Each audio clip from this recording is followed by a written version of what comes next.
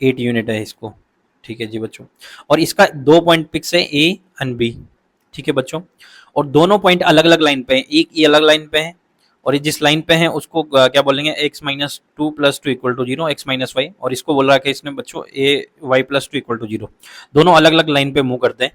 फिर ये क्या बोल रहा है, if the locus of the point of P is divided by A B, एक पॉइंट है बीचों पी बीच में, वो इस लाइन को 2:1 में डिवाइड करता है।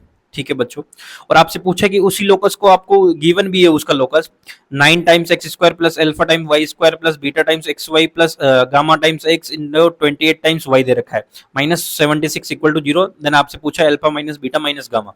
ठीक है बच्चों, पहले अपन इस एक्सप्रेशन को लाते हैं। कैसे लाते हैं, मेरे पास दो कंडीशन दी हुई है। पहला कि अगर मैं इस पॉइंट को कुछ मान लूं बेटा, तो इस पॉइंट को कुछ मान लूं, तो ये मिड पॉइंट निकल सकता है। सॉरी, मिड पॉइंट नहीं, 2:1 में ये पॉइंट निकल सकता है।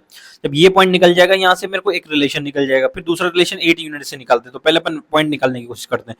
तो पॉइंट को जैसे बच्चों मैंने इसका ए कोऑर्डिनेट ये आ गया, तो वाई कोऑर्डिनेट हमेशा 2 रहेगा, ये तो चेंज होगा ही नहीं यहाँ से। ठीक है, अब यहाँ से भी मानते हैं, तो बच्चों यहाँ पे अगर मैंने कुछ भी मान लिया, जैसे यहाँ पे बी मान लिया मैंने, एक्स को बी मान लिया, तो वाई का वैल्यू कितना हो जाएगा, B plus two. According to this equation ये b हो जाएगा x, तो y का वैल्यू कितना हो जाएगा, y प्लस टू होता है ना ये, y सॉरी ये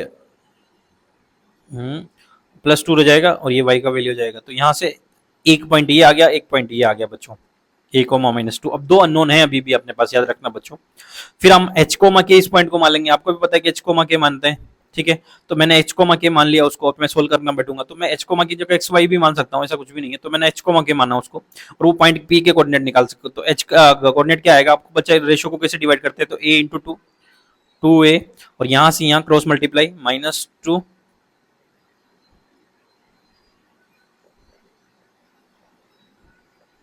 माइनस बी डिवाइड बाई 3, और k का वैल्यू कितना आ जाएगा, -2 इंटू टू